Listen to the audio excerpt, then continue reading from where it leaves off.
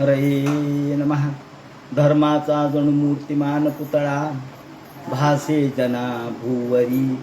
दीक्षा देऊनी जो जगतिया बद्धास हो उद्धरी. वाणी नेवदता भागवती कथा व्यासा प्रती भासला. तो हा गुरु श्री जनार्दन असा पाटांगणी शोभला. सद्गुरुनाथ महाराज की जय. हरे नमः. श्रुतय ऊचुः जय जय जय हजामचित दोष गृभीत गुणान् त्वमसि यदात्मना समवरुद्ध समस्त भगः. अगजगदोक सामखिल शक्त्यवबोधकते वचित जयात्मना चरोतोनुचरे निगमः. भगवान वेदव्यास वर्णन करून सांगू लागले. शुकाचार्य राजा परीक्षितीला सांगतात, सूत शौनकादिकाला सांगतात. याप्रमाणे काल आपण वेदस्तुतीची प्रस्तावना केली होती की वेद हे शब्द असून सुद्धा भगवंताच्या पर्यंत कसे पोचू शकतात, ब्रह्मापर्यंत कसे पोचू शकतात. आणि याच्या अनुषंगानं शुकाचार्य महाराज परीक्षितीला उत्तर देतात. सुरुवातीला त्यांनी सांगितलं की हे शब्द संकेत करतात आणि या संकेताच्या द्वारे आपल्याला 3 पद्धतीने वाच्यार्थ, लक्षार्थ आणि व्यंजनार्थ, त्यापैकी व्यंजनार्थाच्या अनुषंगाने किंवा जहल लक्षणेच्या अनुषंगाने आपण हा विचार केला पाहिजे. यानंतर ते म्हणतात की जय जय जय हजामजित दोष गृभीत गुणान. सुरुवातीला या ठिकाणी जय जयकार केलेला आहे. हे भगवंता, तुमचा जय जयकार असो. आणि हा जय जयकार करताना त्यांनी सांगितलं की हे जे स्थावर जंगमात्मक विश्व आहे, अग म्हणजे स्थावर विश्व, स्थावर जंगमात्मक विश्व. देवा आपण अजित आहात. अजित म्हणजे न जिंकला जाणारा. जीव हा जित आहे. तुम्ही अजित आहात आणि तुम्ही सगळ्या विश्वाचं पालन पोषण करणारे आहात, विश्वामध्ये राहणारे आहात आणि विश्व आपल्यामध्ये आत्मसात करणारे आहात. दोष गृभीत गुणान, हे सगळे माया ही दोषात्मक आहे. माया म्हणजे दोष. त्रिदोष असा शब्द आपण आयुर्वेदात वापरतो. हे त्रिदोष काय आहेत? वात, पित्त आणि कफ.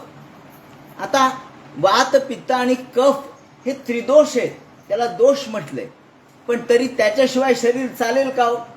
नाही. वात पाहिजे म्हणजे गतिमानता पाहिजे, पित्त पाहिजे म्हणजे उष्णता पाहिजे आणि कफ पाहिजे. किंवा या 3 गोष्टी असल्या तर शरीर चालेल. म्हणजे शरीर चालण्यासाठी 3 गोष्टीची गरज आहे. तसं विश्व चालण्यासाठी मायेची गरज आहे. पण त्यात कमी जास्तपणा झाला, काय हो झालं? काही नाही हो म्हणले, अर्धांगवायूच झाला. कशामुळं? वात वाढला. काय झालं?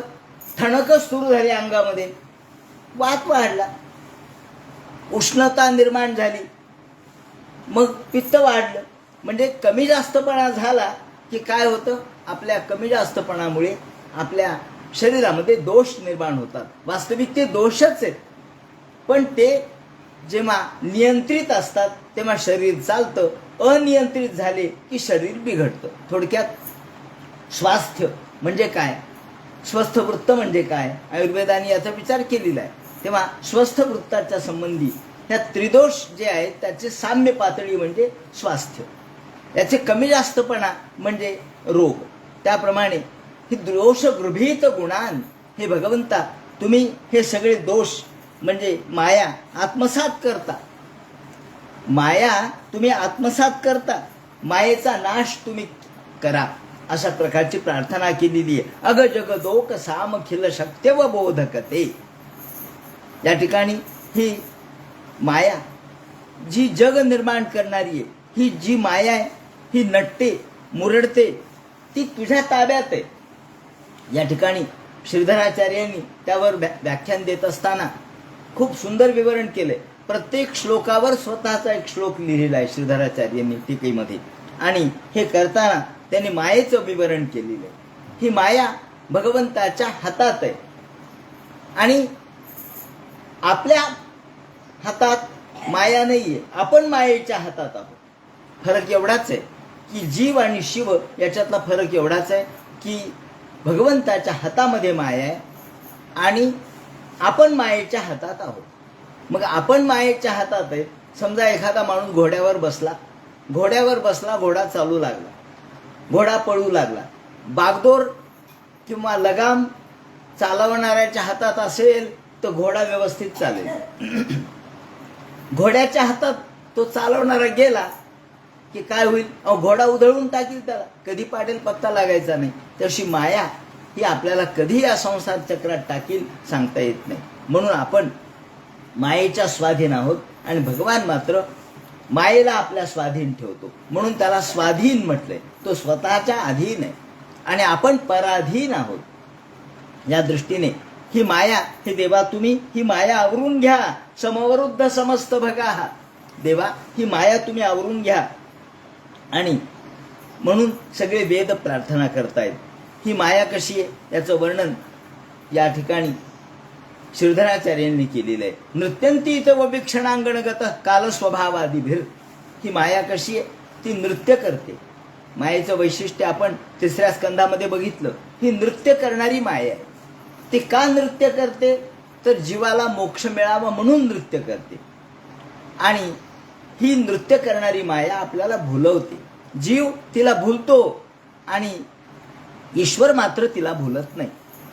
म्हणून नृत्यंतीत व वीक्षणांगणगत काल स्वभावादिभिर. काल, स्वभाव हे प्रकृतीचे गुण आहेत. प्रकृती काळातून व्यक्त होते, त्याचप्रमाणे स्वभावातून व्यक्त होते. भगवान ही तिची निर्मिती करतो आणि भगवंतापुढे ती नाचते. पण नाचत असताना भगवंतासमोर ती लाजते. माया झाली लज्जायमान. दासोपंतांनी एका काव्यामध्ये म्हटलंय, माया झाली लज्जायमान. माया ही लज्जायमान होते. का? माया लज्जायमान यासाठी होते की आपल्या पतीसमोर आपला चेहरा कसा दाखवायचा. आपल्या पतीसमोर येताना जुन्या काळातल्या स्त्रिया हे लाजत मूर्खत येत असत, डोक्यावरून पदर घेऊन येत असत. का? तर त्याच्यामध्ये स्वाभाविक अशा प्रकारचा लज्जेचा गुण आहे स्त्रीचा. स्त्रीची लज्जा हा तिचा गुण आहे आणि तो आवश्यक आहे. याप्रमाणे लज्जा हा स्त्रीचा गुण असल्यामुळं आणि माया ही स्त्री रूपाने प्रगट होत असल्यामुळं ती स्त्रीप्रमाणे जैसे का रूप तुझे नित्य नूतन देखिजे. गीता तत्व कसं आहे हे सांगताना शंकरांनी आपल्या पार्वतीला सांगितलं, हे पार्वती तू विचारलंस ना गीता म्हणजे काय, तुम्ही एवढे गीतेमध्ये एवढे तल्लीन का असता. मग त्यांनी सांगितलंय, पार्वती जैसे का रूप तुझे नित्य नूतन देखिजे. हे गीता तत्व असं आहे की जसं तुझं रूप रोज नवीन आहे, माया रोज नवीन आहे. मायेचं वैशिष्ट्य असे ती रोज नटते, थटते, नव्या रूपात प्रगट होते आणि जीव मात्र तिला भुलतो, शिव मात्र तिला भुलत नाही. कारण शिवाला तिचं स्वरूप माहीत आहे. त्यामुळे ती नृत्यंतीत व वीक्षणांगणगत काल स्वभावादिभिर भावान सत्वरजस्तमो गुणमयान. श्रीधराचार्य म्हणतात, भावान सत्वरजस्तमो गुणमयान. सत्व, रज आणि तम या भावानी ती प्रगट होते. उन्मीलयंती बहून मन्मा तन्मामा क्रम्य पदा शिरसी भरात संमर्दया त्या तुरम. हे मायेचं जे स्वरूप आहे ते तुम्ही जाणता. त्यामुळं ही माया, त्या मायेच्या डोक्यावर तुम्ही पाय देता, परंतु ही माया मात्र जीवाला भ्रमित करते. माया ते शरणंगतोस्मि नृहरे. आणि या ठिकाणी नरहरी असा उल्लेख केलेला आहे कारण स्वतः श्रीधराचार्य हे नरहरीचे उपासक आहेत, प्रत्यक्ष भगवान नृसिंहाचे उपासक आहेत. त्यामुळं त्यांनी म्हटलंय, तन्मामा क्रम्य पदा शिरस्यती भरात. ही माया जीवाच्या डोक्यावर पाय देते आणि ती त्याला संमर्दित करून टाकते. परंतु तुम्ही मात्र भगवंता आम्हाला या मायेपासून वाचू शका. म्हणून माया ते शरणम गतो सुंदर हरे. म्हणून मी मायेला शरण येतो, देवा मला यातून वाचव. त्वामेव त्वाम वारय. ही माया फक्त तूच वाचू शकतोस. का? मन माया मोहित धिया. मायेने सगळे जग मोहित झालेलं आहे. ही माया कोणाची आहे? ही गुणमयी माया भगवंताचं स्वरूप आहे. ती माया ही भगवंताची पत्नी आहे आणि ती गुरविणी होय आपण बघितलं तृतीय स्कंदामध्ये की ती भगवंताच्या द्वारे ही प्रसूत होते आणि सगळं जग रूपाने नटते. जग तिच्या ताब्यात आहे, जग रूपाने ती प्रगट होते. म्हणून वेदाची साक्ष आहे कोणती की ज्या वेदाने भगवंताला जवळून पाहिलंय त्याला त्यांचा जय जयकार केलाय. आणि आवरण आणि विक्षेप हे मायेचे प्रकार आहेत किंवा मायेचं प्रगटीकरण त्यातून होत असतं. म्हणून आवरण आणि विक्षेप हे मायेच्या शक्ती आहेत असं म्हणा. म्हणून ह्या गुण रूपाने जी माया प्रगटते ती आवरण रूपाने, काही वेळेला विक्षेप रूपाने. आवरण म्हणजे झाकणे आणि विक्षेप म्हणजे आपल्या अंतःकरणामध्ये संशय निर्माण करणे. म्हणून हे दोन्ही तू नष्ट कर. संशय निरसुनी संशय भावना, संशय आत्मा विनश्यती. भगवंताकडे जायचं असेल तर निसंशय होऊन जायला पाहिजे. आणि निसंशय कोण होतं तर गुरुच्या उपदेशाशिवाय निसंशयता प्राप्त होत नाही. म्हणून हे भगवंता या मायेला तू आवर.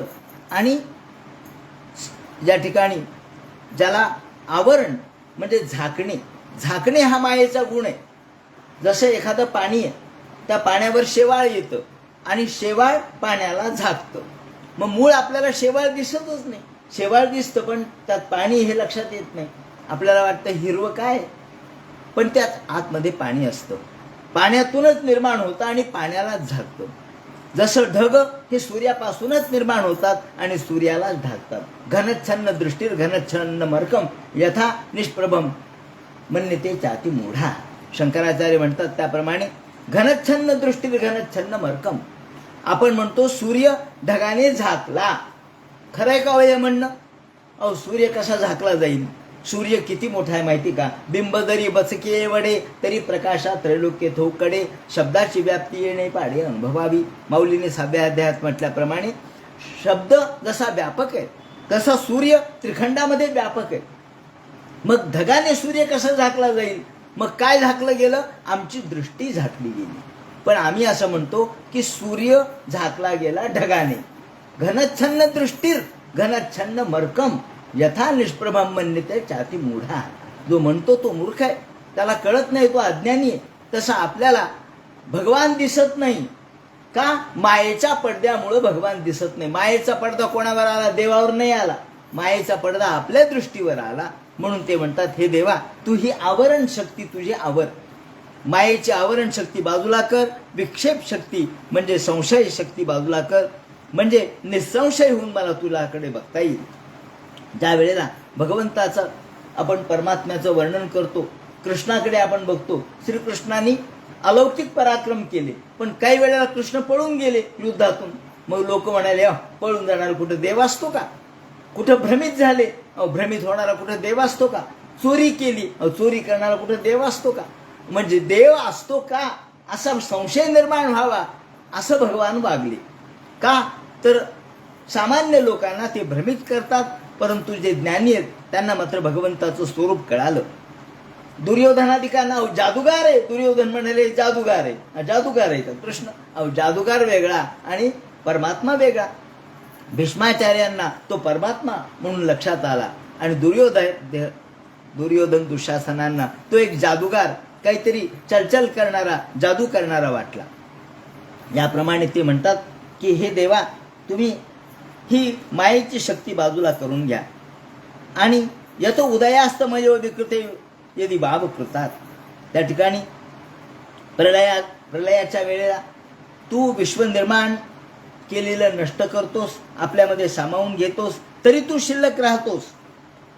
ते म्हणतात बृहदुपलब्धमे तदवदन्त्य शेषतया. शेवटी तू उरतोस तूच. सगळं जग नष्ट होतं आणि उरतो मात्र तू.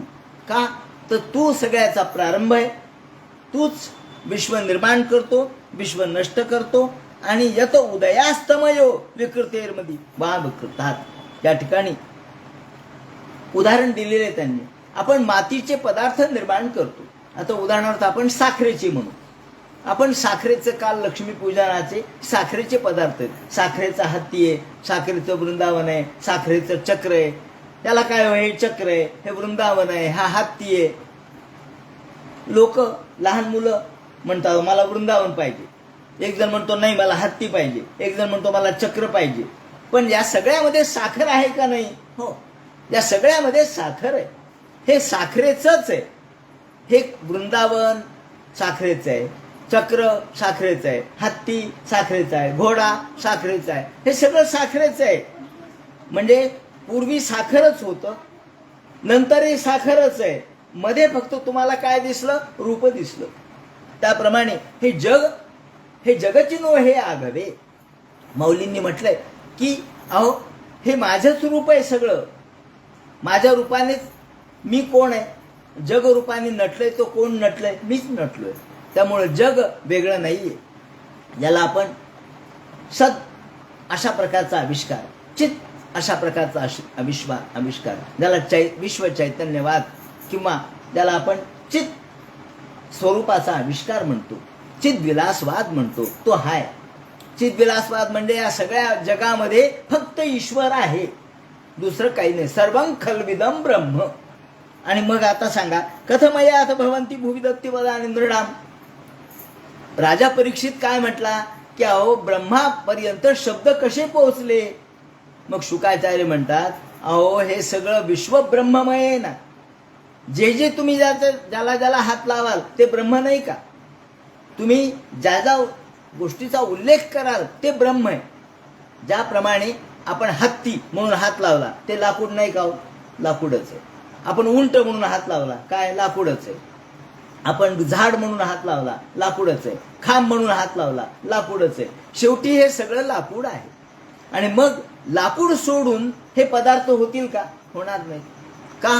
तर लाकडाचेच ते बनलेले, म्हणून हे लाकडाचेच पदार्थ बनलेत. ते म्हणतात अतर्षयो ददुस्त्वयि मनोवचनाचरितम कथम यथा भवन्ति भुवि दत्तपदानि नृणाम. एखादा जर म्हणला की नाही हो मी झाडावर चढलोय, मी जमिनीवर कुठे आहे? बरं ठीक आहे, झाड हा जमिनीचाच विकार आहे. मग दुसरा म्हणला नाही नाही मी तर विमानात बसलोय, मी पृथ्वी सोडली आहे, आता पृथ्वीचा मी स्पर्श करणार नाही पृथ्वीला, मी विमानात बसलोय. बर, विमानात बसला. मग विमान कशाचं आहे हो? विमान ज्या धातूचं बनलंय तो धातू कुठून आला? तो धातू पृथ्वीतून आला. म्हणजे तो पदार्थ पृथ्वीचा आहे, पृथ्वीशिवाय दुसरा नाहीये. विमान जरी म्हटलं तरी त्या विमानाचा, ज्या पदार्थाने विमान तयार केलं, ज्या वस्तूंनी विमान तयार केलं, ते सगळे धातू हे पृथ्वीचेच भाग आहेत. पृथ्वी सोडून माणूस उभा राहू शकत नाही. तो जर म्हणला मी पृथ्वी सोडून पाय ठेवतो तर त्याला दुसरी जागा नाही. तो कुठेही जरी पाय ठेवला तरी पृथ्वीवरच ठेवला. तरी कशाचंही वर्णन केलं तरी ब्रह्माचंच वर्णन होतं म्हणतात ते म्हणतात अहो तुम्ही कशाचंही वर्णन करा, तुम्ही ब्रह्माचंच वर्णन करता. का? तर ब्रह्ममय सगळं विश्व असल्यामुळं तुम्ही ज्या ज्या गोष्टीचं वर्णन कराल ते ब्रह्मच आहे. मग शब्द पोचत नाहीत असं कसं होईल? शब्द पोचतात. का? तर सगळं जर सर्व खलु इदम ब्रह्म, सगळं जर ब्रह्ममय असेल, ब्रह्माशिवाय जगामध्ये कोणता दुसरा पदार्थ नसेल, तर दगडही ब्रह्मच आहे, लाकूडही ब्रह्मच आहे, माणूसही ब्रह्मच आहे, धातूही ब्रह्मच आहे, जे दिसेल पदार्थ ते ब्रह्मच आहे. कारण ब्रह्मदृष्टी ही जी आहे, ब्रह्मदृष्टी समम भवेत. ब्रह्मदृष्टी म्हणजे साम्य दृष्टी, सगळीकडे ईश्वरत्व पाहणे. आपल्याला काय दिसलं? आपल्याला दिसलं की नाथ महाराज आलेत आणि नाथ महाराजांनी अहो उन्हाळ्यामध्ये गाढवाला पाणी पाजलं, तिकडचं आणलेलं गंगेचं पाणी गाढवाला पाजलं.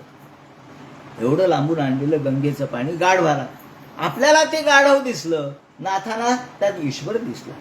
का? तर त्यांना त्या गाढवाचं रूप दिसलं नाही, गाढवाचा रंग दिसला नाही, गाढव्याचं गाढवपणा दिसला नाही. मग काय दिसलं? ईश्वर तत्व दिसलं.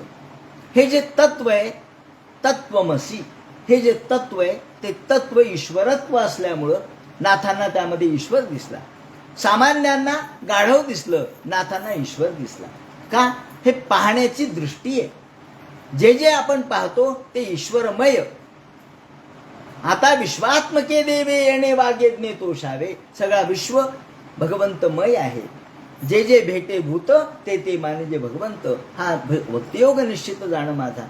प्रत्येक विश्वामधला पदार्थ हा ईश्वरत्व जर असेल, ईश्वरमय असेल, तर मग मला सांगा तुम्ही कशाचं वर्णन करणार आहे? तुम्ही ज्याचं वर्णन कराल तो देवाचंच वर्णन आहे. म्हणून शब्द पोहोचले नाहीत असं म्हणता येणार नाही. कथमयथा भवंती भुवि दत्तपदानि नृणाम. आणि मग ते म्हणतात की ही भगवंताची कथा कशी आहे, तर ती सर्व पाप हरण करणारी क्षपण कथा मृताब्धिमंब काय तपांसी जहू. आपलं सगळे जे तप आहे, तप म्हणजे या ठिकाणी दुःख, सगळं दुःख नष्ट करण्याची क्षमता फक्त कथेत आहे. सगळं दुःख जीवनातलं केवळ भगवंताच्या कथेमुळे नष्ट होतं. कथा म्हणजे काय, तर एखाद्या नदीप्रमाणे वर्णन केलेले त्यांनी. कथामृताब्धिमवगाह्य, त्या कथाच्या अमृतामध्ये आपण पोहायचे, आपल्याला डुंबायचे आपल्याला. आणि म्हणून गंगा शुची होय पाप ताप जाय. आता या ठिकाणी माऊलींनी मोठ्या युक्तिवाद पद्धतीने सांगितलंय की गंगा शुद्ध आहे, माणसाचे पापही नष्ट करते आणि तापही नष्ट करते. गंगा शुची होय पाप ताप जाये, परी तेथे आहे बुडणे एक. गंगा गंगा चांगली आहे, पाप नष्ट करते. गंगा पापम शशी तापम असं वर्णन आहे. गंगा पाप नष्ट करते, उन्हाळ्यामधला ताप नष्ट करते, त्रिविध ताप नष्ट करते. हो म्हणले गंगा आहे, शुद्ध आहे, पाप नष्ट करते, ताप नष्ट करते. पण माऊली म्हणतात पण काय हो, तेथे आहे बुडणे एक. हात सुटला त्या दोरीचा, साखळीचा, की बुडल्याशिवाय पर्याय नाही. मग गटांगळ्या खातो मनुष्य, किती पोहणारा असू द्या. गंगेचा प्रवाह किती वेगात आहे, धो धो वाहणारा प्रवाह माणसाला बुडवून टाकतो. मग बुडण्याचं भय आहे ना, आहे ना. मग माऊली म्हणतात पण कथेमध्ये बुडण्याचं भय नाही, तिथे बुडावं, डुंबावं. तुम्हाला कथा बुडवणार नाही. काय करील कथा? कथा तारेल. कथा पापही नष्ट करील, तापही नष्ट करील आणि बुडवणारही नाही. त्यामुळं गंगेपेक्षा कथेचं महात्म्य जास्त आहे. म्हणून ते म्हणतात किमुतो पुनः स्वधाम विदुताशय कालगुणा परम भजंती अजस्त्र सुखम. आम्हाला जर अजस्त्र सुखानुभवम, आम्हाला जर अलौकिक आनंदाची प्राप्ती करायची असेल तर त्या भगवंताच्या कथा ह्याच आम्हाला तारक आहेत. त्यामध्येच डुंबणं आवश्यक आहे. नाही आपण जर आयुष्यात जीवनात आलोत आणि भगवंताच्या कथा नाही ऐकल्या तर काय म्हणले तुमचं जीवन, तुम्ही जीवन जगत नाही. मग काय करतात ते म्हणतात धृतयेव श्वसन्ते ऋतू यदि नुविधा. अहो हा लोहाराच्या घरचा भाता आहे. लोहाराच्या घरचा भाता नुसता श्वास आपल्याला घेतल्यासारखा वाटतो, वायू घेतो सोडतो. तरवाह किन्न जीवंती, आपण द्वितीय स्कंदात बघितलंय. तरवाह किन्न जीवंती भस्त्राः किन्न श्वसन्त्युत.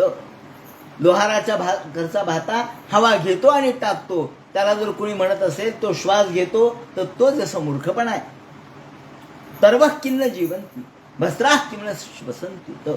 तसं जर भगवंताच्या कथा आपण या आयुष्यामध्ये येऊन ऐकल्या नाहीत तर धृतयेव श्वसन्ते सुभृतो यदि तेनुविधा महदह मादयोंडम सृजनजदनुग्रहतः. आणि म्हणून या जीवनाचं साफल्य काय, जीवनाचं सार्थक कशात आहे, तर भगवंताच्या कथा गाण्यामध्ये आणि ऐकण्यामध्ये. अन्नमय, प्राणमय, मनोमय, विज्ञानमय आणि आनंदमय अशा 5 कोशामध्ये जो हा पुरुष राहतो, जो आत्मा राहतो, त्याच्या पलीकडे भगवान आहे. आत्मा ह्या 5 कोशामध्ये राहतो पण खरं स्वरूप त्याचं त्याच्या पलीकडचं आहे. अन्नमय, प्राणमय, मनोमय, विज्ञानमय आणि आनंदमय याच्या पलीकडे परमपुरुष असतो. आणि म्हणून आपण जे केवळ तुझं माझं करतो ते केवळ या 5 कोशांच्या अनुषंगानेच करतो. ते म्हणतात हे अस्तित्व रूपाने भगवान सर्वत्र विराजित आहे. पंचकोश त्याचा निराश केल्याशिवाय आपल्याला भगवंताची प्राप्ती होणार नाही. पंचकोशाचे विवरण आपल्याला अनेक तत्वज्ञानात्मक ग्रंथामध्ये पाहायला मिळतं. अन्नमय कोश म्हणजे हा बाहेरचं शरीर, हे अन्नमय कोश झाला. हे अन्नावर पोचतं, अन्नावर टिकतं. आणि अन्न हे ज्याप्रमाणे अन्न तारी, अन्न मारी, अन्न नाना विकारी.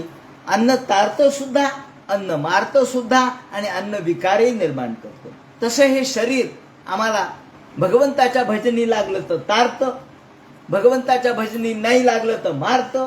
आणि जर विकृत लोकांच्या नादी लागलं तर विकार निर्माण करतं. त्यामुळं हे अन्नमय कोश हा शेवटी विकारी आहे. मग मनोमय कोश, मन सुद्धा शेवटी इंद्रियच आहे. ते जर ताब्यात ठेवलं तर बरं, नाही ताब्यात ठेवलं तर मग मात्र मनाला सुद्धा आपल्याला भगवंताच्या चरणी लागलं तर आपला उद्धार होतो. अन्यथा आपण या संसारामध्ये भ्रमत राहतो. कारण शेवटी पुनर्जन्माला कारण काय आहे? मन हेच मन एव मनुष्याणाम कारणम बंधमोक्षयो हो. मन हेच माणसाच्या बंधाला आणि मुक्तीला कारणीभूत आहे. मन हेच पूर्वरूपाने संसदी आपण बघितलं पंचमस्कंधामध्ये की पूर्वरूपाने जो राहतं ते मन राहतं. मनच मागच्या जन्मातलं मनच या जन्मात आहे, या जन्मातलं मनच पुढच्या जन्मात आहे. मन बदलत नाही. नारदाने सांगितलंय प्राचीन बरीला, त्याप्रमाणे ते म्हणतात मनोमय कोश. मग त्यानंतर विज्ञानमय कोश म्हणजे बुद्धी. मग विज्ञानमय कोशानंतर या ठिकाणी ते म्हणतात प्राणमय कोश, मनोमय कोश, विज्ञानमय कोश आणि आनंदमय कोश. अशा 5 कोशांच्या पलीकडे राहणारा जो भगवान आहे त्या भगवंताला, तो साक्षी असलेला भगवान हा खऱ्या अर्थाने त्याचा शोध आपण घेतला पाहिजे. आणि हा शोध अनेक लोक कशा पद्धतीने घेतात ते म्हणतात, हा सगळा शोध अनेक लोक वेगवेगळ्या पद्धतीने घेतात. कशा पद्धतीने घेतात ते म्हणतात, अहो कुणी उदरमुपासते ऋषिवर्त्मसु कूर्पदृशाः, कुणी योगा मार्गाच्या साह्याने वेगवेगळे मार्ग आहेत. आता या ठिकाणी वेगवेगळ्या मार्गाचं विवरण केलेलं आहे. उदरमुपासते ऋषिवर्त्मसु कूर्पदृशाः परिसर पद्धती हृदय मारुण दहरम. कुणी आपल्या हृदयाकाशामध्ये भगवंताचा विचार करतात. हृदयकाशामध्ये दहराकाश म्हणजे ब्रह्माचं स्वरूप जाणतात. उदरम ब्रह्मेती. कुणी म्हणतात नाही उदर भरण नोहे जाणीजे यज्ञ कर्म. रामदास स्वामी नाही म्हणतात उदर भरण नोहे जाणीजे यज्ञ कर्म. हे उदर भरण नाहीये, हा यज्ञ कर्म आहे. जेवण म्हणजे यज्ञ कर्म आहे. तितक्या पवित्र भावनेने आपण जेवण केलं पाहिजे. आणि उदर म्हणजे या उदरामध्ये असलेला भगवान हा ब्रह्मरूप आहे. म्हणून अन्नम ब्रह्मेती विधानात असं वर्णन उपनिषदकारांनी केलेलं आहे. तैत्तिरीय उपनिषदामध्ये अन्नम ब्रह्मेती, अन्न हे ब्रह्म आहे. 14 ब्रह्माचं वर्णन रामदास स्वामींनी केलंय. 14 प्रकारचे ब्रह्म आहेत. त्यामध्ये अक्षर ब्रह्म आहे, क्षर ब्रह्म आहे, जीव ब्रह्म आहे, अन्न ब्रह्म आहे, असे अनेक प्रकारचे ब्रह्म आहेत. मग त्यामध्ये अन्न हे ब्रह्म आहे. अन्नम ब्रह्मेती. म्हणून अन्न हे कोणी अन्नाला नावं ठेवू नये असं म्हटलंय.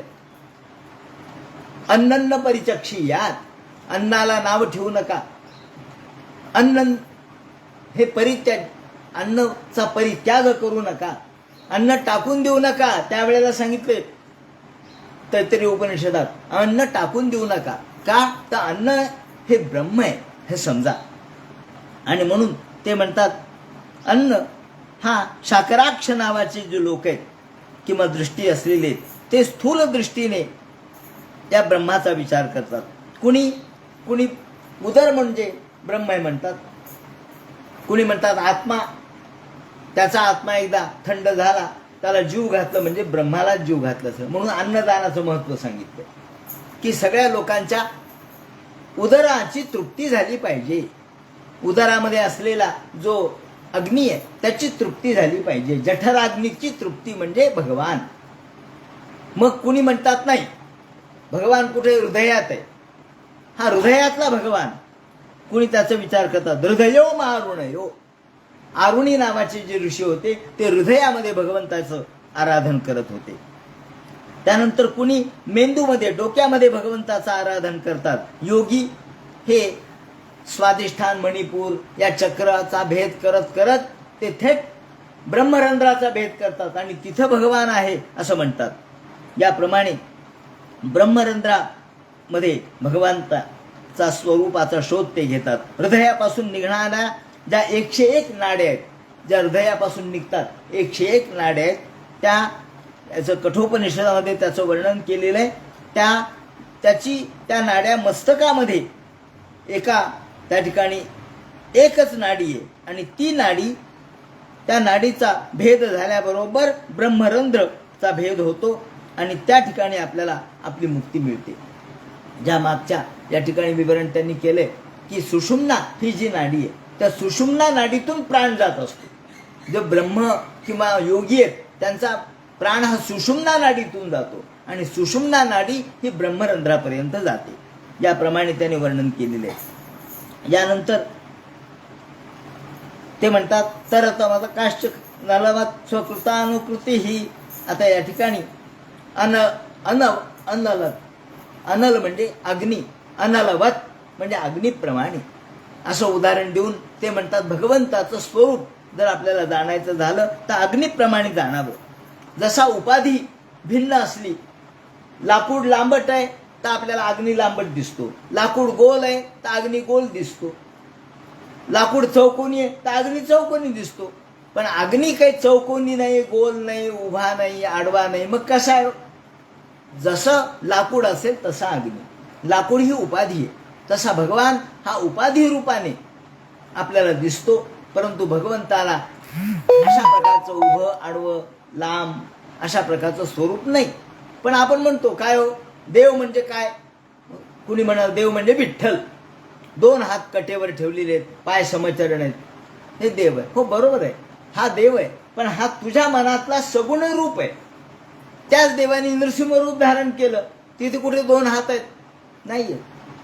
रामदास स्वामी हे जेव्हा पंढरपूरला दर्शनाला गेले पांडुरंगाच्या, त्या रामदास स्वामींच्या डोक्यात काय होतं? रामच तेवढा होता. श्रीराम बस. हातात धनुष्य पाहिजे, बाण पाहिजे. का? अहो लोक एवढे माजलेत, अगदी दिवसा पोरींना पळून न्यायला लागलेत, लोकांचं धर्म भ्रष्ट करू लागलेत. मग अशा वेळेला रामाचं कोदंड हातामध्ये नको का? कोदंडधारी राम पाहिजे. म्हणून गेले पांडुरंगाच्या दर्शनाला, नमस्कार केला आणि मग पांडुरंगाला म्हणायला लागले, कोठे गेले चापबाण, कोठे सीता लक्ष्मण. अरे तू असा कटेवर हात ठेवून उभा का राहिलास? उभा का राहसी? पांडुरंगा विठ्ठला तू असा उभा का राहिलास? पांडुरंगा तू असा कटेवर हात ठेवून उभा राहिलास, तुझं चाप कुठे गेले? तुझं धनुष्य कुठे आहे? तुझं बाण कुठे आहे? लक्ष्मण कुठे आहे? सीता कुठे आहे? मारुती कुठे आहे? सांग. आता ही वेळ या कमरेवर हात ठेवण्याची नाहीये. त्या काळामध्ये मोठी दुर्धर परिस्थिती होती. अशा परिस्थितीत रामदास स्वामींना तिथे रामाचं रूप पांडुरंगामध्ये दिसायला लागलं. म्हणजे या ठिकाणी सगुण रूपाचं वर्णन. तुम्ही जो विचार कराल, ज्या प्रकारची भक्ती कराल, तो देव तुमच्या समोर असतो. त्यामुळे ते म्हणतात देवाला असं अमुक एक रूप आहे देवाचं असं नाहीये. देव कसा आहे? सर्वत्र व्यापक आहे.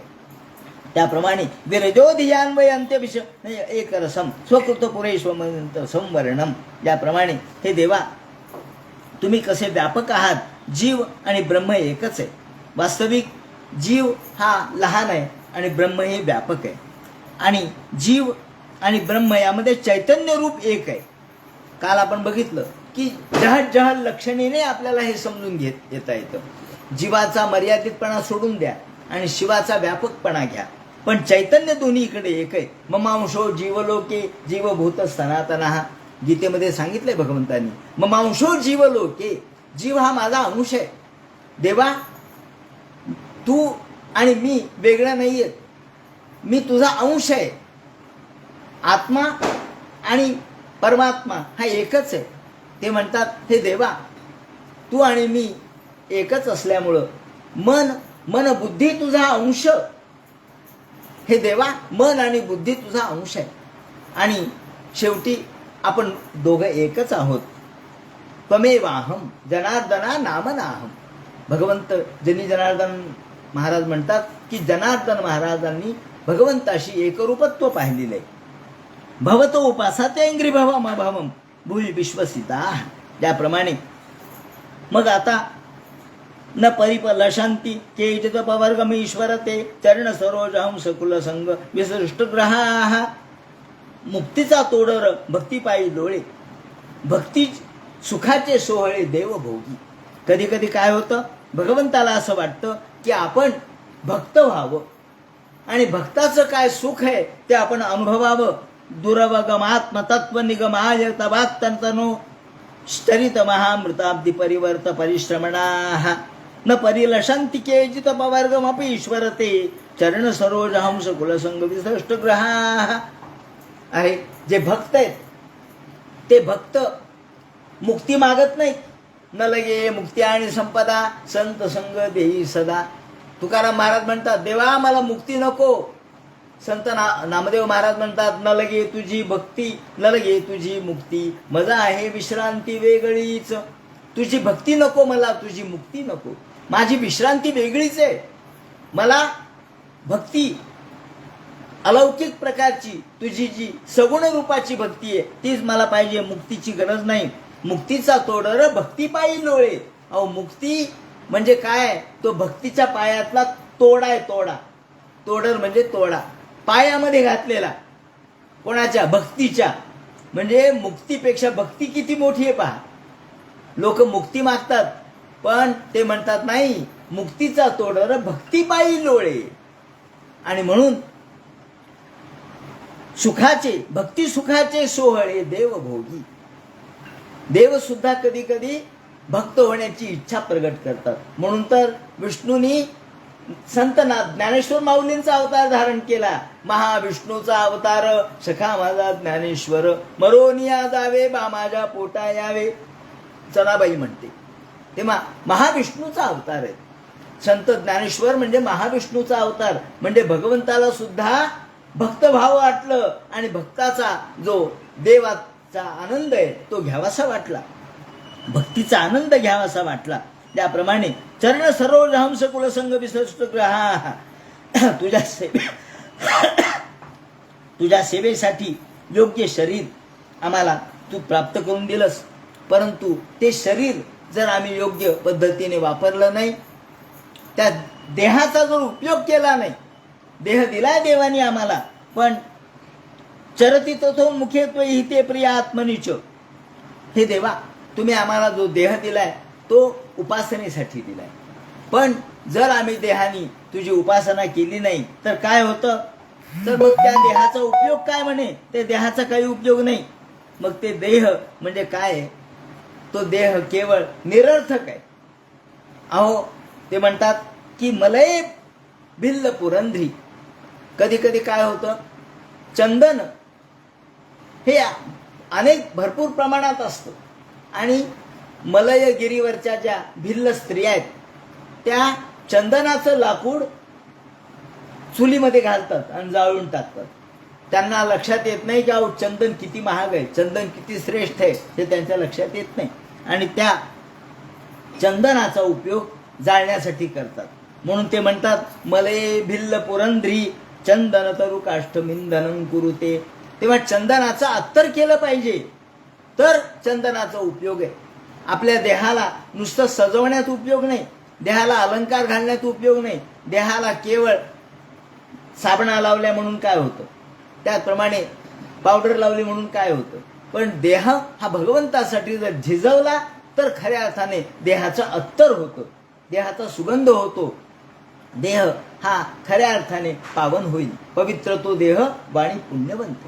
तो देह पवित्र होईल, ती वाणी पुण्यवंत होईल जे भगवंताच्या कथेसाठी या ठिकाणी वापरली जाते. नाही तर मग तकमक मुख पाहसी पुन्हा पुन्हा दर्पणात ध्यानायोग्य जे मन ते घालसी तेल मीठ सर्पणात.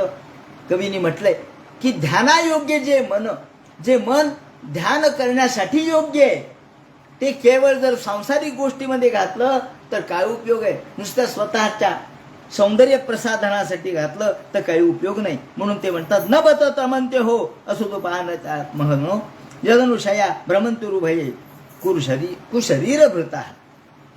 तेव्हा आम्हाला या शरीराकडून सुखापेक्षा भगवंताच्या जाणण्याची आपण इच्छा केली पाहिजे.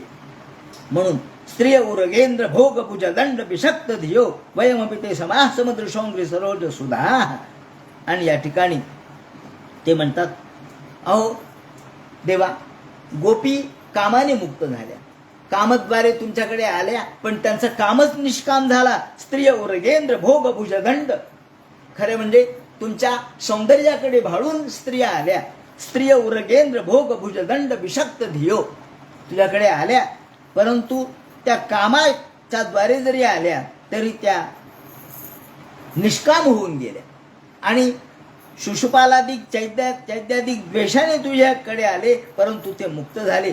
का तर तुझं स्वरूपच असं आहे की तुझं स्वरूप कोणाला कळणार नाही. केवळ तुझ्या कृपेमुळंच जग उद्धरू शकतं.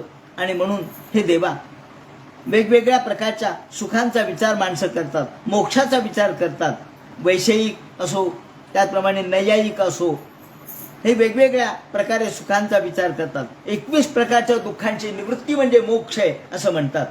परंतु देवा, खऱ्या अर्थाने तुम्हाला कुणी जाणत नाही. को अद्धावेद कय प्रवोचत कुत आ जाता, तुम्हाला कोण जाणू शकतं का? कुणी जाणू शकत नाही. तो वाचो निवर्तनते, जिथे वाणी पोहोचत नाही, मन पोहोचत नाही, तिथे तुम्हाला कोण जाणणार आहे? ज्याप्रमाणे आपण शब्दाने तुम्हाला जाणता येत नाही, पण अनुभवाने तुम्हाला जाणता येतं.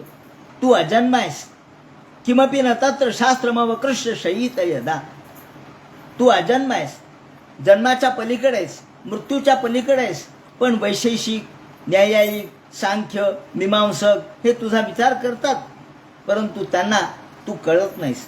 त्यांना तुझं स्वरूप कळणार नाही. कारण मीमांसक कर्मालाच देव मानतात. कर्मे ती मीमांसका, मीमांसकांनी कर्मालाच देव मानलाय. कर्म म्हणजे देव, बस, दुसरं काहीच नाही. कर्म म्हणजे कर्मफल, कार्य करणं हाच ईश्वर मानला. पातंजलांनी हे ब्रह्म योग साधना हाच देव मानला. सांख्याने अनेक पुरुष मानले आणि एक प्रकृती मानली, आणि त्यातून मुक्ती होणं म्हणजे ईश्वर प्राप्ती असं मानलं. वैशेषिक म्हणतात कणादानी तर देवच मानला नाही. पिलो मरताना सुद्धा तो म्हणला काही नाही, कणच आहे, या जगात देव नाहीच आहे. म्हणून वैशेषिकांनी देवाचं अस्तित्वच मानलं नाही. आणि काही लोकांनी 21 प्रकारच्या दुःखांची निवृत्ती, 21 प्रकारचे दुःख कोणते आहेत? 5 इंद्रियाचे, 5 ज्ञानेंद्रिय आणि मन, हे 6 दुःख झाले. 6 विषय, 6 इंद्रिय, 1 शरीर आणि 1 सुख, या प्रकारचे 1 दुःख, असे 21 प्रकारच्या दुःखांची मुक्ती, दुःखापासून मुक्ती म्हणजे ईश्वर तत्व, हे म्हणजे मोक्ष असं मानलं. याप्रमाणे ते म्हणतात, हे देवा, तुझं स्वरूप कोणाला कळणार नाही. आणि त्वमकर्ण, हे देवा, तुमचं स्वरूप जर समजून घ्यायचं झालं तर वर्षभुजो खिल क्षितिपते रिम विश्वसृजो, ज्याप्रमाणे मांडलिक राजा, ज्याला हा राजाला कर देतो, मांडलिक राजाला कर देतात आणि राजा सगळं विश्व किंवा प्रजेचं रक्षण करतो. त्याप्रमाणे इंद्रादिक देव सुद्धा देव आहेत, पण ते देव इंद्र, चंद्र, वरुण, कुबेर हे मांडलिक आहेत. त्याच्यामध्ये पूर्ण शक्ती नाही, पूर्ण शक्तिरूप तू आहेस. म्हणून वर्षभुजोखिल क्षितिपतेरिव विश्वसृजो विदधती यत्र ते कृती बघत नश्चकिता, तू मात्र सम्राट आहेस. तुझी आज्ञा सगळे पालन करतात. आणि त्यामुळं हे देवा, पण लोक तुला जाणत नाहीत, लोक तुझं स्वरूप जाणत नाहीत. आणि सरिते इवारणवे मधुनी लिल्लू शेष रसा, आता मधुनी म्हणजे मधात, मधामध्ये काय कोणता एक चव आहे का मधाला? नाही, षड्रस त्याच्यामध्ये आहेत असं म्हटलं. कारण ही जी माशी आहे, मधमाशी, ती वेगवेगळ्या प्रकारचे रस गोळा करते आणि त्याचा मध तयार करते. मध कोणत्याही कारखान्यात तयार करता येत नाही. मधासाठी मधुमक्षिकाच पाहिजे. मध काही असा गुळासारखा तयार करता येत नाही आपल्याला या ऊसापासून, रसापासून. नाही, मध हा मधच आहे, कारण त्यामध्ये षड रस आहेत, 6 प्रकारचे रस आहेत. मधुनी लिल्यूर शेष रसा, तिथे जसे एकरूप झालेले आहेत मधामध्ये, त्याप्रमाणे हे देवा, तुझ्यामध्ये सगळं विश्व एकरूप झालेलं आहे. आणि कटू, आम्ल, तिक्त, लवण, कषाय, मधुर हे सगळे रस त्यामध्ये एकरूप आहेत. त्याप्रमाणे हे सगळं विश्व तुझ्यामध्ये एकरूप झालेलं आहे. आणि रुर्भया भवन्त्य सुकृतो जलबुद्बुदवत, ज्याप्रमाणे पाण्यावरती बुडबुडे यावेत त्याप्रमाणे हे विश्व निर्माण झालं. पाण्यावरचे बुडबुडे निर्माण होतात आणि पाण्यावरचे बुडबुडे नष्टही होतात. तसे हे विश्व निर्माणही होतं आणि नष्टही होतं. त्यामध्ये भगवान हा उपादान म्हणजे जल आहे. उपादान कारण पाणी, समजा उपादान कारण म्हणजे मूळ कारण हे पाणी आहे. त्याला वारा हे निमित्त कारण घडलं, वारा निमित्त कारण घडलं. पाणी हे उपादान कारक आहे आणि त्यावर लाटा आल्या. त्या लाटा कशाच्या आल्या तर पाण्याच्याच आल्या. पाण्याच्या लाटा वायूने आल्या त्याप्रमाणे, आणि त्या वायूनेच नष्ट झाल्या. त्याप्रमाणे भगवान या विश्वाची निर्मिती करतो, पालन करतो आणि संहारही करतो. अजाम एकाम लोहित शुक्ल कृष्णाम. तेव्हा ही माया कशी आहे तर ती त्रिगुणाने युक्त आहे, पण तू मात्र या सगळ्याच्या पलीकडतायस. हे देवा, कथमनुवर्तताम भवभय तव भ्रुकुटीही. अहो भवभय नष्ट करण्याचं सामर्थ्य तुझ्यात आहे फक्त. कसं तर तू नुसती एक भ्रुकुटी जरी उचललीस तरी विश्व निर्माणही होतं आणि विश्व नष्टही होतं. भवभयम तव यद भ्रुकुटीही.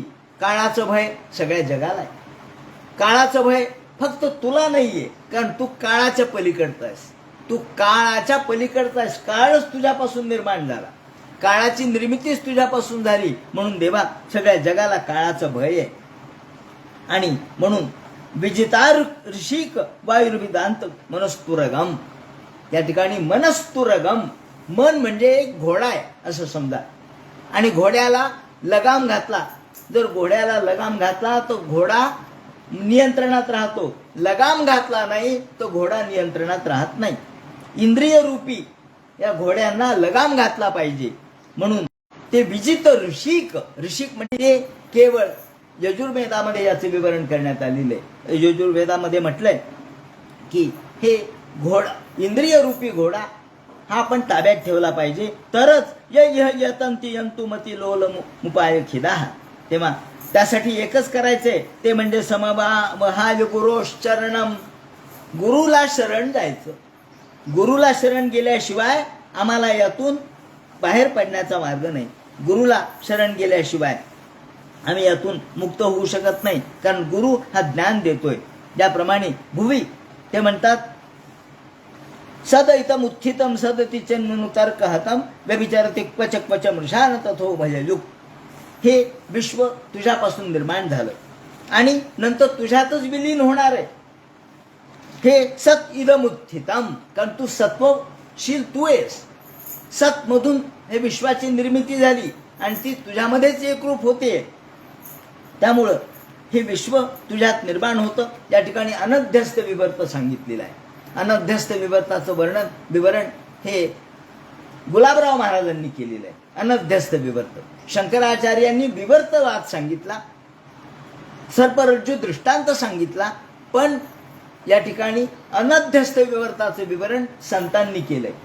त्यांनी असं केलंय की ज्याप्रमाणे सोनं आणि सोन्याचे अलंकार, तर सोनं आणि सोन्याचे अलंकार वेगळे नसतात.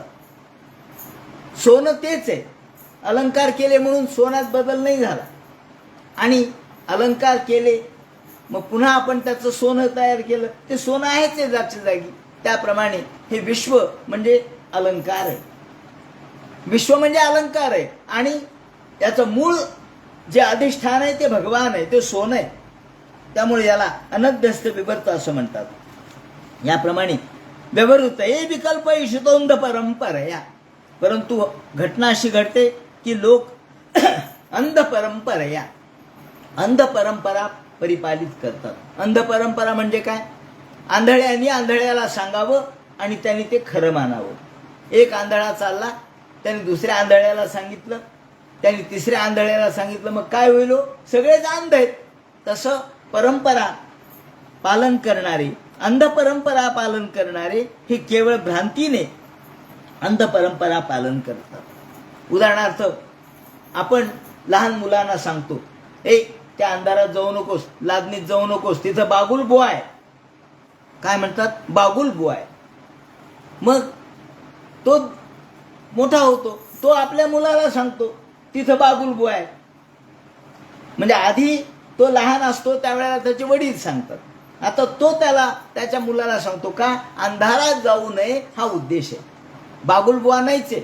मग काय झालं, एके दिवशी हा मुलगा तरुण झाला आणि तो म्हटला, बाबा बागुलबुवा कुठे आहे हो, दाखवा मला. काय करायचं, त्याला ठार मारतो म्हणे मी, माझ्या हातामध्ये बंदूक आहे, मी त्याला ठार मारतो. आता बाबा काय म्हणतील, बाबा म्हणले अरे तो बागुलबुवा कालच मेला.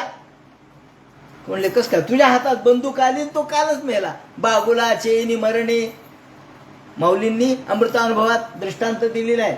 बागुलाचे मरणे का तोषावे बालपणी. अहो बागुलबुवा ही भीती लहान मुलासाठी आहे, बागुलबुवा काही तरुण मुलासाठी नाही.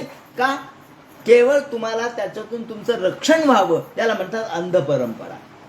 तेव्हा अंधपरंपरा कशी आहे, बागुलाचे मरणे की तोषावे बालपणे, येरा काही मा कोणे तो मृत्यू मानावा. ओ मग तो जन्माला आला नव्हता, तो जन्माला आलता का बागुलबुवा? हो आला होता. कधी, तुम्ही अज्ञानी असताना. आणि मेला कधी, तुम्ही ज्ञानी झाल्यावर. पण खरं म्हणजे आगाचे घडलेचे नाही, त्याची वार्ता पुसशी काही, असे झालंच नाही. बागुलबुवा नव्हता, तो जन्माला आला नाही, तो वाढला नाही, तो मेलाही नाही. का, तो कल्पनेचा होता, खोटा होता. कल्पनेचा असल्यामुळं तो कल्पनेतच जन्माला आला आणि कल्पनेतच मेला, प्रत्यक्षात नाही. म्हणून आगाजे घडलेचे नाही, या ठिकाणी माऊलींनी सिद्धांत सांगितलाय. जे घडलंच नाही त्याची वार्ता काय विचारता, जग म्हणजे काय विचारता. अहो जग घडलंच नाही, सगळं ईश्वरच आहे. याप्रमाणे अभाववाद या ठिकाणी सांगितला आहे. आणि हा अभाववाद सांगताना ते म्हणतात की या ठिकाणी अभाव कसा आहे, हा अभाव अत्यंत अभाव म्हणतात त्याला. याचा एक उदाहरण या ठिकाणी देतो आणि मग आपण हे परिपूर्ण करू. हे अत्यंत अभाव असा आहे, मोठा गमतीचा आहे. काय केलं म्हणे, तर गंधर्व नगराहून, आता दिवाळीचे दिवस आहेत, मग लोक गावावरून येतात. मग गंधर्व नगरावरून एक पाहुणा आला.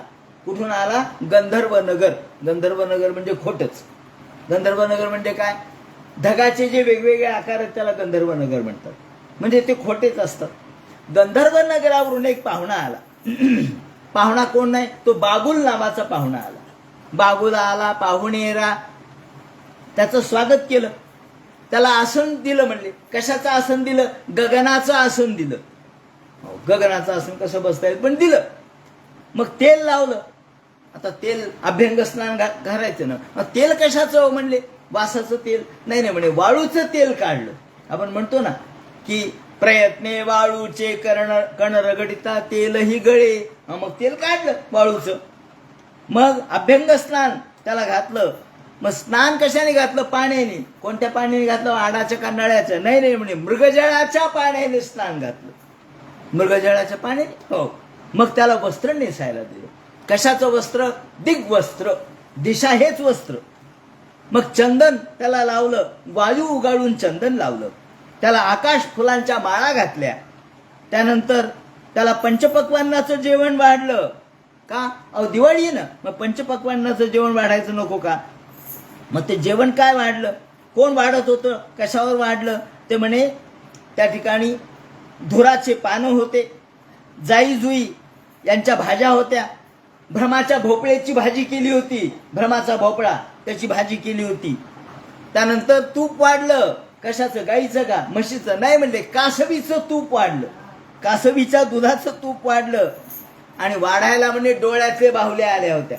वाढायला डोळ्यातली बाहुली वाढायला आली होती. डोळ्यात बाहुली दिसती ना, ती आली होती. आणि याप्रमाणे मग काय झालं म्हणले, ते म्हणे आकाशाची साल काढावी, शेळीचा गळा दोहावा, जांभई वाटून घ्यावी, त्याचा रस काढावा, वांझेच्या लेका कैसी जन्मपत्रिका. हा वांझेचा लेख आहे म्हणे बागुलबुवा. म्हणजे कोणाचा मुलगा आहे म्हणले, त्याला विचारलं तू कोणाचा मुलगा, तो म्हटलं मग वांझेचा मुलगा आहे. वांझेचा मुलगा, वांझ, मग तिला मुलगा झाला तर वांझ राहणार नाही, आणि वांझ असेल तर मुलगा होणार नाही, पण वांझेचा मुलगा आहे. हा बागुल म्हणजे वांझेचा मुलगा आहे. आणि मग ते म्हणतात या पंक्तीमध्ये जेवून मी तृप्त झालो. भुकेलेल्या लोकांना सांगितलं या पंक्तीमध्ये मी बसलो तृप्त. याच्यावर विश्वास कोणी ठेवल का हो म्हणले? कोण ठेवणार? यावर सगळं कल्पनेच आहे. तेव्हा हे सगळं तो कापुराचा मशी करू रत्नदीपा काजळी धरू माऊलींनी म्हटलंय. तो कापुराची मशी करू, मशी म्हणजे शाई, ती कापुराची मशी करू रत्नदीपा काजळी धरू बांधेचे लेकरू परणू सुखे तो बाबुला ते मारू प्रतिबिंबा खोळे भरू तळहातीचे बिंचरू केश. तळहातीचे बिंचरू केश. आता तळहाताला काय केस असतात का? जनार्दन स्वामींनी सुद्धा म्हटलंय की तळहातीचे केस ती विंचरू लागली. गगनाची फुले तोडू ससयाचे शिंग मोडू अमृतानुभवामध्ये म्हटलंय माऊलींनी. ज्याप्रमाणे सांगायचं तात्पर्य असं की हे विश्व असं आहे सगळं आत्यंतिक भ्रमामध्ये, आणि त्यामुळं या भ्रमावर आपण विश्वास ठेवतो आणि म्हणून अंध परंपरा निर्माण होते. पिंपळाचं पान पडलं तर पिंपळगाव जळालं इथपर्यंत लोक बोलायला लागतात. ज्याप्रमाणे ते म्हणतात हे देवा अशा पद्धतीने हे तुमचं विश्व समजून घेता येणार नाही आणि विश्वामध्ये भगवंत कसा व्यापक आहे हे कळणार नाही. म्हणून हे देवा दुरधिगमो, ते म्हणतात दुरधिगमो सता मृतिक गतो स्मृत कंठमणी. ज्याप्रमाणे आपल्या गळ्यातला कंठमणी विस्मृत व्हावा, गडबडीने आपण कुठेतरी काढून ठेवावा. गळ्यातलं मंगळसूत्र गडबडीत काढून ठेवलं आणि सापडच न शोधलं कुठं सापडणं. तर ते कंठमणी आपण काढून ठेवला पण तो जसा सापडत नाही आणि तो कुठे ठेवलाय कळत नाही. एका बाईने आपली नथ गडबडीच्या न्हाण्याच्या वेळेला नथ काढली आणि ती नथ मंगळसूत्रात घालून ठेवून दिली हरून जाईल म्हणून, आणि केलं स्नान केलं, काम केलं, लोकांना जेवणे वाढले, सगळं केलं, पाहुणे आले, संध्याकाळ झाली. आता संध्याकाळ झाली, नटायचं थटायचं, अरे मग आपलं कानात नाकातली नथ कुठे आहे शोधायला लागली. हे नथ काही सापडेना, इकडं नाही, खिडकीत नाही, बाजूला नाही. शेवटी विचारलं कोणाला? कौंडन्य गुरुजीला विचारलं नथ कुठे आहे मांडले? ते म्हणले तू माझी नथ हरवली सकाळी. ते म्हणले आरशामध्ये. आरशात तर नाही ठेवली म्हणले, जाऊन पहा म्हणे. आणि तिने आरसा खणभराचा आरसा होता त्याच्यात पाहिल्याबरोबर गळ्यामध्ये मंगळसूत्राला नथ म्हणजे सापडली. कंठमणी ही जशी माणसाचा कंठमणी हरवला म्हणजे तो विनाकारण शोधत राहतो, खरं म्हणजे हरवलेला नसतो, आपल्याच जवळ असतो. तसा भगवान हा आपल्याच जवळ आहे, आपल्या हृदयात आहे, पण आपल्याला तो दिसत नाही. का? तर केवळ गडबडीमुळं, अध्यासामुळे तो दिसत नाही. याप्रमाणे ते म्हणतात हा भगवान हा सर्वत्र व्यापक आहे आणि तो आपल्याला केवळ अज्ञानामुळे दिसत नाही, आवरणामुळे दिसत नाही, आपल्या गडबडीमुळे दिसत नाही, चंचलत्वामुळे दिसत नाही. याप्रमाणे त्या ठिकाणी वर्णन केलेलं आहे. आणि त्यानंतर उत्तरोत्तर हे 10 पट व्यापक होणारं हे जे विश्व आहे आणि हे खरं आहे. आज मोठमोठे वैज्ञानिक सुद्धा सांगतात, जयंत नारळीकरांच्या सारखे, हे विश्व प्रत्येक क्षणाला वाढतंय. आणि इथेही तेच वर्णन केलंय त्यांनी की उत्तरोत्तर 10 पट व्यापक वाढणारं जे विश्व आहे त्याचे हजारो ब्रह्मांड या भगवंताभोवती फिरतायत म्हणे. एक ब्रह्मांड नाही, ब्रह्मांडाचे थवे म्हटलंय. पक्ष्यांचे थवे असतात बाबा, पण ब्रह्मांडाचे थवे या भगवंताभोवती फिरतायत. तेव्हा ते त्वमपि यदंतरांड निचयानुसावरणा, हा दर क्षणाला उत्तरोत्तर 10 पट व्यापक होणारं हे विश्व आणि त्याचे ब्रह्मांडाचे थवे या भगवंताच्या भोवती फिरतायत. तेव्हा अशा भगवंताला नमस्कार असो. या ठिकाणी आपण खूप घाईमध्ये का असेना, परंतु हे वेदस्तुती समजून घेतली आहे आणि या वेदस्तुतीनंतर हे आज संपणं अत्यावश्यकच होतं. कारण उद्या प्रतिपद आहे आणि उद्यापासून आपल्याला 11वा स्कंद म्हणजे 11दश स्कंद सुरू करायचा आहे. कृष्ण आणि उद्धव यांचा संवाद उद्यापासून सुरू करू. म्हणजे आपल्याला आता उद्यापासून 10 दिवस शिल्लक राहिले. त्या 10 दिवसामध्ये 12व्या स्कंदाला 3 दिवस आणि उर्वरित 7 दिवस हे या 11व्या स्कंदाला आपल्याला लागणार आहे. ज्याप्रमाणे आपण 11वा स्कंद उद्यापासून पाडव्याच्या मुहूर्तावर सुरू करू. ज्याप्रमाणे या दिवाळीचा निमित्ताने आपल्या सर्व श्रोत्यांना मी या ठिकाणी शुभेच्छा देतो आणि जनी जनार्दन महाराज यांच्या आशीर्वाद सर्वांना प्राप्त होतील. व्हावेत अशा प्रकारच्या अपेक्षा व्यक्त करतो. कुंडली कवरदे हर विठ्ठल सीता का